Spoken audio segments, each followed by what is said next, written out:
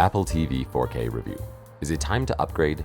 Sometimes, when Apple enters a space, we see them fix a lot of the annoying issues that have plagued that space for a long time. Kind of like how the iPhone made web browsing a lot easier than doing it on a flip phone. So, of course, when I started using a 3rd gen Apple TV, I kind of expected the same improvements. Surprise, there were no improvements. It was a terrible experience. Should Apple TV even exist? But Mom didn't raise a quitter, so instead of giving up on Apple TV entirely, I decided to at least try the latest offering and see what Apple has been up to more recently. Upon doing this, I was actually delighted to find that almost every problem that I had was more or less solved quite elegantly. This was the Apple TV that I had expected and which Apple had so completely failed to deliver in its previous generations. I don't think I can overstate the improvements that Apple has made recently. So if you have an old Apple TV and you hate it and you're thinking about jumping ship, maybe consider upgrading instead. For the record, I get no money from Apple. This is just my honest, genuine opinion. Having said that, there are some things that you might also hate. So join me as we explore Apple's latest TV box thing.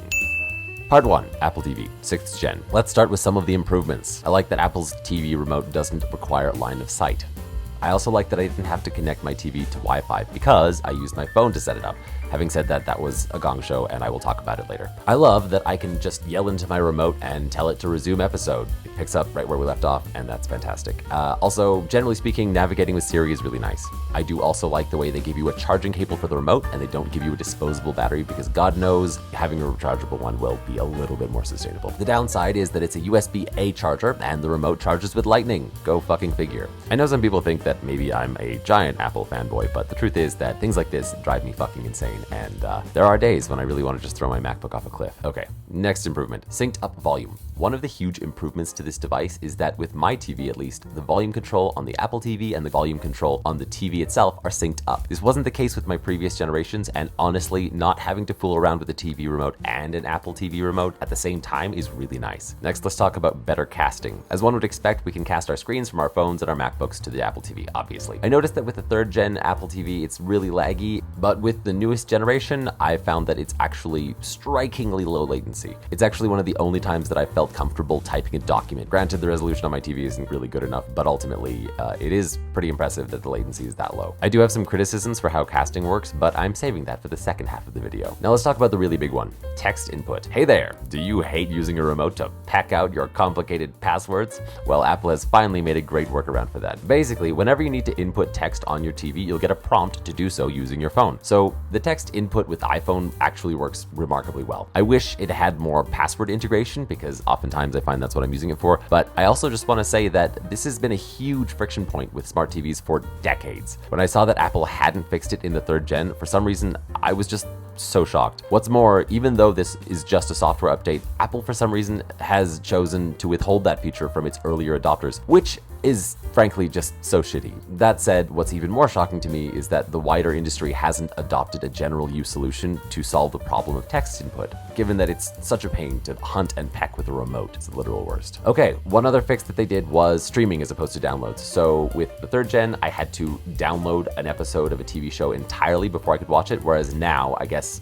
maybe this box has better bandwidth, but the idea is that you can just click on the thing and it'll play at a slightly lower resolution until it's fully downloaded, which is great. Now let's get to the bad stuff. I really wish Apple TV did picture-in-picture. It'd be nice to be able to use this when I'm browsing, just because sometimes it is nice to have that in the background, and I think the fact that this is something you can do when you're surfing cable channels makes me think that this is a real feature that people would use, so, you know, Apple, maybe sit up and listen, eh? I know I did say that using Siri is pretty great, but to use Siri on the Apple TV remote, you need to hold down the Siri button for as long as you're talking, and this pretty much contradicts all of the design precedents that Apple has set. I know it's possible to do that on an iPhone, but it just doesn't make sense that you have to hold it down, or at least it needs to be one way or the other. They need to pick one. They can't have both. Next, if you're using a newer Apple TV, you probably use the remote widget that Apple has baked into iOS on your iPhone, but did you know this feature, again, in my experience, only works with the newer Apple TVs? Again, when it comes to software updates, it's weird that Apple has kind of failed or maybe deliberately snubbed the general public in a lot of ways. Little failures like this start to feel sort of deliberate. It's also weird to me that older Apple TV remotes have what looks like a click wheel, but which actually is in no way a click wheel. Next, the remote apparently doesn't have volume control when screen mirroring. This really shocked me. So basically, if you're casting your screen, all you can really do is just use your computer to control the volume, which if If the volume from my TV is insanely loud, I'm going to reach for my remote instinctively, and honestly, this could be a little better or more flexible. I think it should just be dual control, but also, it's weird to me that Apple hasn't put backlighting in these remotes. It's a really obvious feature, and again, it's just not up to their usual standard of being thoughtful.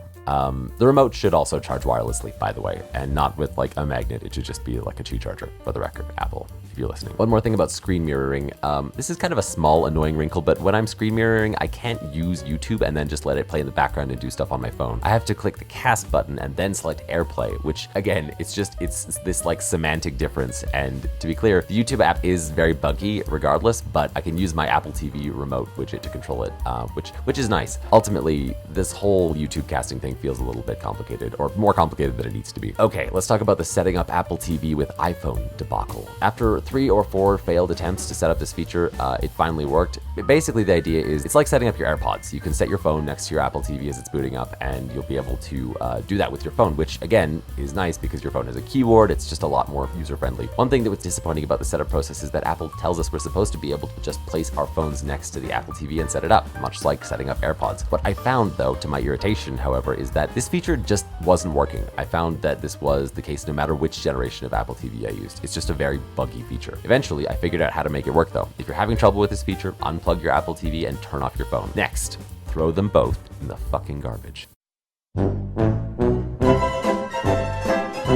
Just kidding. Once you've done this, boot up your phone again, and I don't know why it actually matters, but once that's done, place your phone on top of your Apple TV and plug in the Apple TV. Then say a little prayer. As the Apple TV boots up, your iPhone should recognize it and give you a setup prompt. The reason I worked so hard on this was because I thought I might be able to just ditch the remote entirely, which for the record, for me is nice because I always know where my phone is and it's very easy to find. This should never have been as hard as it was. Ultimately, though, I did just want to say that for a long time, Apple TV was a really terrible product. Only in the last couple of years has Apple really stepped up and started making the obvious improvements that everyone wants, and frankly that Apple should have been doing from the start. That said, the Apple TV that we have today is honestly a pretty great addition to the Apple ecosystem. If you have the cash, it's worth it. Honestly, this product has hundreds of elements to it, and I've only touched on a few, so if you would like a more in-depth video, let me know. I'll also be doing a side-by-side comparison to the latest Chromecast, so do subscribe if that interests you at all. Okay, if you watched this far, you should probably subscribe. It's free, and it helps me out a lot.